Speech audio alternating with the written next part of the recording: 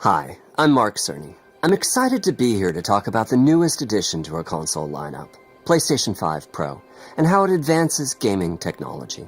But first, I want to take just a minute to look at what we put in the original PlayStation 5 and how it delivers an exceptional gaming experience. When PS5 debuted in 2020, it brought a lot to the table. 8 Zen 2 CPU cores form the brains of PlayStation 5 and enable high-speed complex gameplay, with character counts reaching into the hundreds and frame rates that can be as high as 120 frames a second. PS5 has a powerful RDNA 2 GPU, which can render anything from intricate details to fantastic worlds with vast panoramas to explore. Ray tracing allows for dramatic visual improvements, including reflections off of water or glass, and the realism that comes from real-time global illumination. A custom SSD can load data at breathtaking speed, resulting in ultra-fast transitions between game worlds and data streaming rates so high that traversal speeds are essentially unlimited. You okay? I'm working on it! Tempest 3D audio tech brings an unparalleled sense of immersion to the sound of the games. With audio so real, you may not even need to see the enemies to know exactly where they are.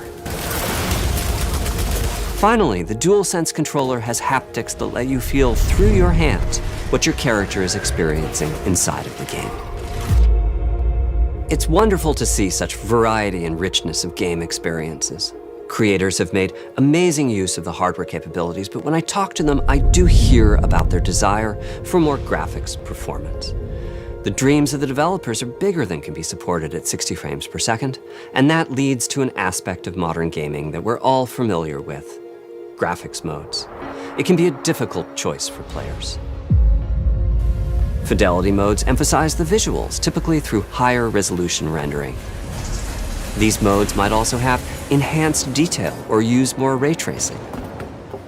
But the games only run at 30 frames per second. The visuals can be choppier and the controls less responsive. Performance modes emphasize frame rate and interactivity, typically choosing to run at 60 frames per second, mainly by reducing the graphical detail until those frame rates can be achieved. When asked to decide on a mode, players are choosing performance about 3/4 of the time. Removing that decision, or at least narrowing that divide, is one of the key targets for PlayStation 5 Pro. We want to give players the graphics that the game creators aspire to, at the high frame rates that players typically prefer. To do that, PS5 Pro substantially improves over PlayStation 5 in 3 ways. Here's what we call the Big 3. First, we made the GPU much larger and increased the speed of the memory it uses. The result is rendering that's up to 45% faster.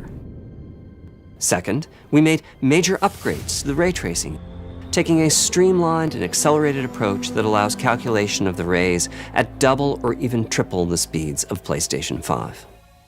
And finally, we added custom hardware for machine learning and an AI library called PlayStation Spectral Super Resolution, or PSSR for short. PSSR analyzes the game images pixel by pixel and can add an extraordinary amount of detail, which boosts the effective resolution of the games. Game creators are adding PS5 Pro support to new and existing titles, and with the Big 3 involved, the results can be pretty amazing, with graphics showing something like fidelity levels of detail, but at double the frame rate. Here's The Last of Us Part 2 running on PS5 Pro. It has huge amounts of detail and targets a super smooth 60 frames per second. Let's compare this to the Fidelity mode on PS5, which is only running at 30 frames per second and is therefore much choppier. Don't stop! We gotta lose. This goal of delivering almost Fidelity-like graphics at performance frame rates has been achieved for a broad set of titles, including Marvel's Spider-Man 2 and Ratchet & Clank Rift Apart. We can see that PS5 Pro is close to doubling the power of PlayStation 5. Another way to compare the two consoles is to look at PS5 Pro versus Performance mode on PS5, both of which target 60 frames per second. What we see here is a difference in detail. PS5 Pro is much sharper and crisper than PS5. For this, my favorite is the parade scene from Ratchet & Clank. Distant details are much clearer. And here we can see Marvel's Spider-Man 2 is noticeably higher resolution throughout the scene, including the trees and procedural cars. So overall, some remarkable improvement to the games. On PS5 Pro, we can see increased sharpness to the graphics or smoother and more responsive gameplay. This is the big three showing their value. As you've been seeing, machine learning via the PSSR library is being used quite broadly to add pixel detail and boost frame rate. But there are as many approaches as there are game engines. The increase in raw GPU power is being especially effective for Horizon Forbidden West.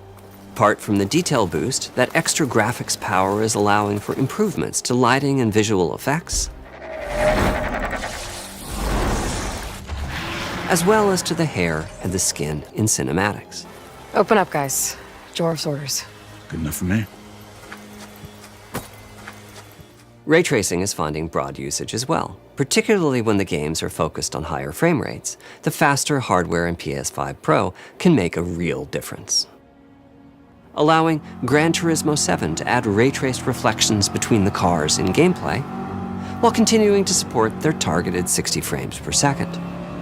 That boost in ray tracing is also delivering big wins for Hogwarts Legacy, allowing not only for better reflections and a greater variety of reflective surfaces, but also for further realism in the casting of shadows.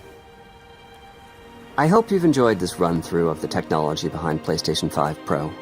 Simply put, it's the most powerful console we've ever built, and a worthy addition to the PS5 family. Let me wrap this up by giving you a quick look at a number of games running on the new console. You'll never